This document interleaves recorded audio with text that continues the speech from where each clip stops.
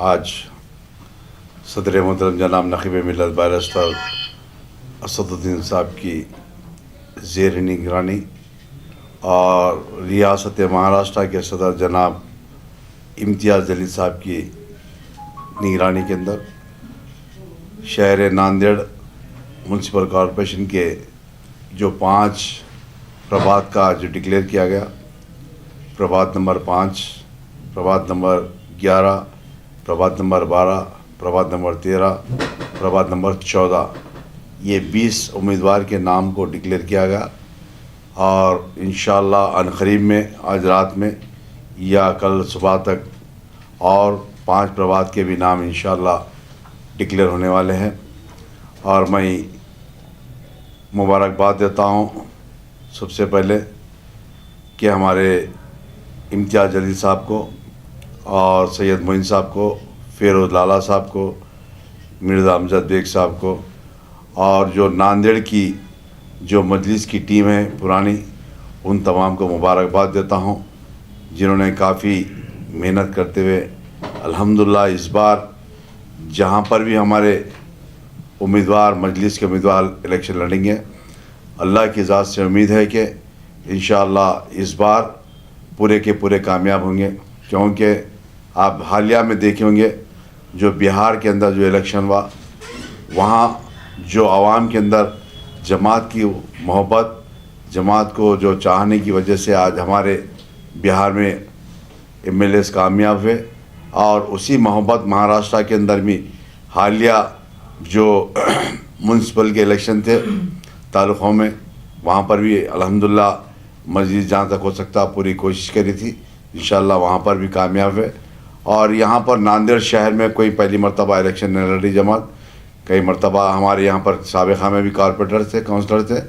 انشاءاللہ اس بار بھی 2026 کے اندر ہمارا یہاں پر میونسپل کارپوریشن پر مجلس کا جھنڈا لہرائے گا انشاءاللہ، اللہ کی ذات سے امید ہے۔ اور کیونکہ رات دن محنت جماعت کے ہر سپاہی، ہر جماعت کا ہر ورکر، جماعت کے ہر ذمہ دار، جیسا کہ فیروز لالا ہو یا سید معین صاحب ہو یا مرزا امجد بیگ صاحب ہو یا ان کی تمام ٹیم، ناندیڑ شہر کی پوری ٹیم ہر جگہ پر ہر تعلقے کے اندر محنت کری ہے اور جماعت کو کافی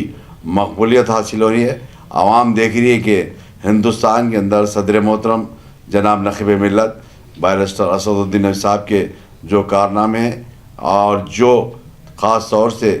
مسلم مائنرٹیز کے لیے یا دلتوں کے لیے OBC کے تعلق سے جو بات کرتے ہیں پارلیمنٹ کے اندر، پارلیمنٹ کے باہر،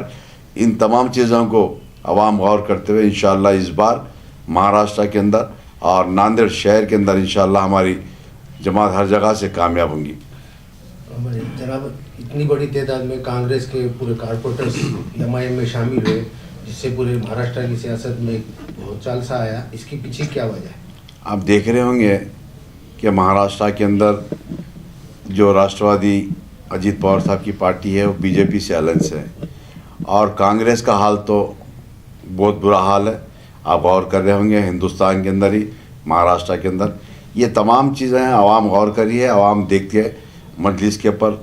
بھروسہ کرتی ہے، اور اس بار انشاءاللہ پورا بھروسہ کرنے کے بعد عوام کا پورا فیصلہ دیکھ کر جتنے بھی کانگریس سے مجلس کے اندر شمولیت اختیار کریں۔ لیکن ایک الزام عائد کیا جا رہا ہے کہ اس کے پیچھے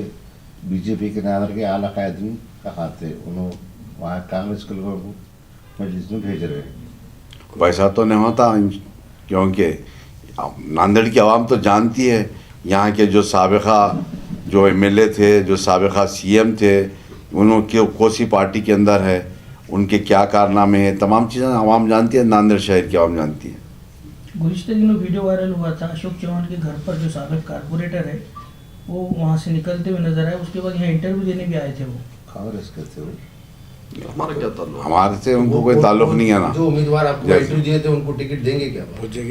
جہاں تک ہو سکتا ہے پوری کوشش کر رہے ہیں، ان کے حالات معلوم کر رہے ہیں، سروے کر رہے ہیں، سروے کر کے رپورٹ لے کر دے رہے ہیں۔ وہ فیصلہ تو جماعت کر رہی ہے، جماعت کر رہی ہے۔ پارٹی میں اتنے بڑے لوگ کانگریس سے آنے کے بعد پارٹی کے جو وفادار ہیں ان کا کیا ہے مستقبل؟ انشاءاللہ ان کو بھی جہاں تک ہو سکتا ہے جہاں کہیں نہ کہیں ایڈجسٹ کرنے کی کوشش کریں انشاءاللہ۔ ایڈجسٹمنٹ سے مراد 21 جگہوں پہ دیے نا، دیا نا، ابھی تو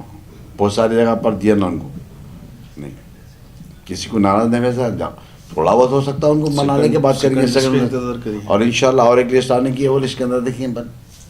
इम्तियाज साहब ने ऐसा क्यों कहा है कि जो सबका एमएलए के लिए जो एक फॉर्म भरते हैं इलेक्शन हार गए, उन्होंने इंतखाब लड़ना चाहिए मल्टी की टिकट पर। वैसा तो नहीं कहे, वैसा तो नहीं है। उन्होंने कहा था कि